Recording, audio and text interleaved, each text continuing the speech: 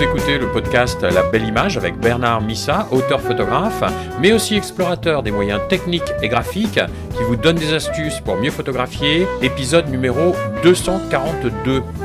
Bienvenue dans La Belle Image où l'on parle de l'impact de vos images, de techniques pour bien composer et de connaissances de l'appareil photo. Et voici aujourd'hui photographier son animal favori.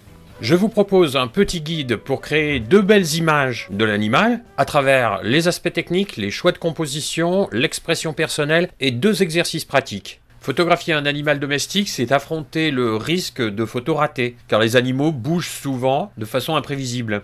Alors voici quelques recommandations, d'abord techniques, qui vous seront utiles. Pour le matériel, 3 aspects.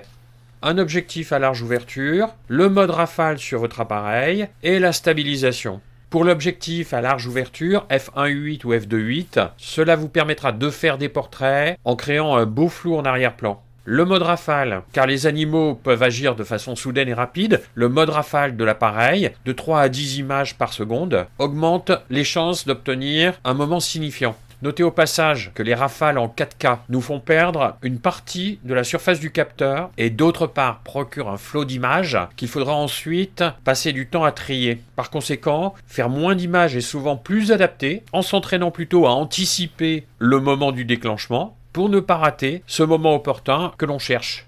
Et troisième aspect technique, la stabilisation. Si vous photographiez un animal en mouvement, activez la stabilisation sur l'objectif et dans l'appareil de façon à éviter le plus possible le flou de bouger. Les paramètres de prise de vue, 3 réglages. La vitesse d'obturation. Pour figer le mouvement de l'animal, optez pour une vitesse d'obturation élevée, au minimum 5 centièmes de seconde. Si votre animal est calme, vous pouvez réduire cette vitesse, mais attention au flou de mouvement tout de même.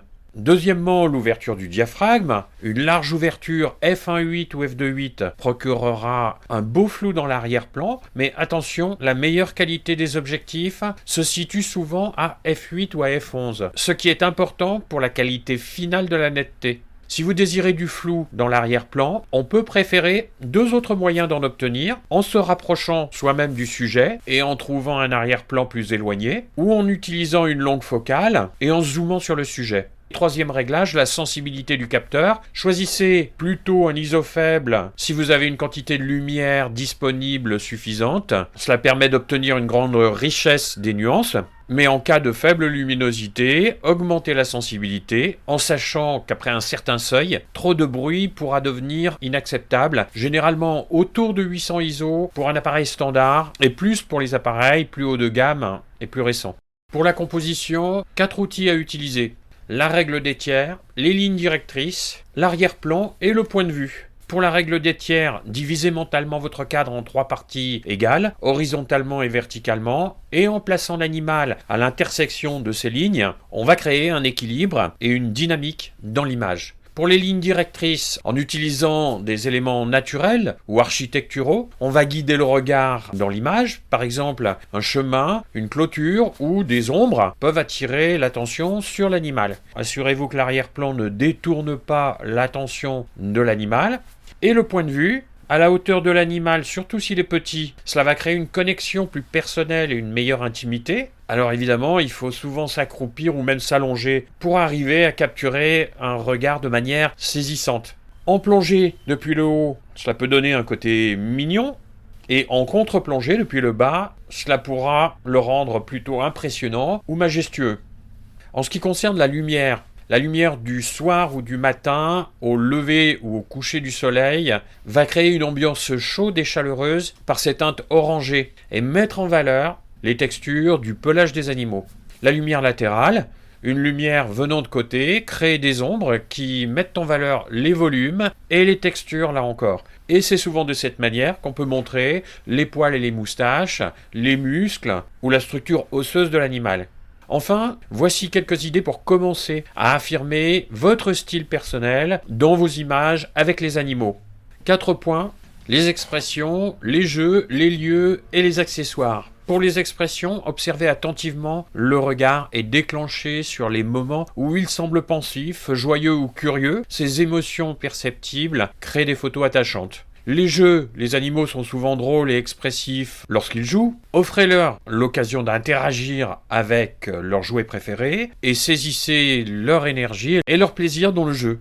Les lieux, essayez des environnements variés et différents. À l'intérieur, vous pouvez utiliser les ombres et à l'extérieur, utilisez leur côté explorateur ou dans leur environnement favori. Un chien dans un parc, un chat près d'une fenêtre, un hamster dans sa roue par exemple.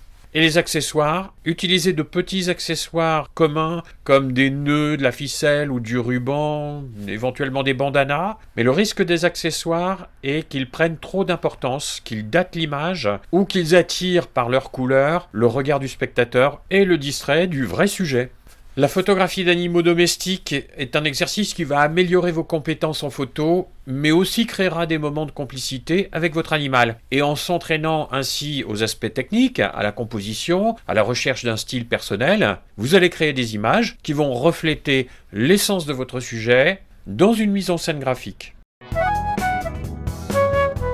La Belle Image est publiée chaque lundi et vous propose des techniques, des astuces, des idées et des moyens de composition dans le but de développer votre expression photo et de donner plus d'impact à vos images. N'hésitez pas à me laisser un commentaire ou une question pour me faire part de ce qui vous intéresse le plus à développer dans votre pratique de la photo. Si vous ne l'avez pas déjà fait, vous pouvez télécharger le manuel de composition en cliquant sur le bouton placé sur la page de l'épisode.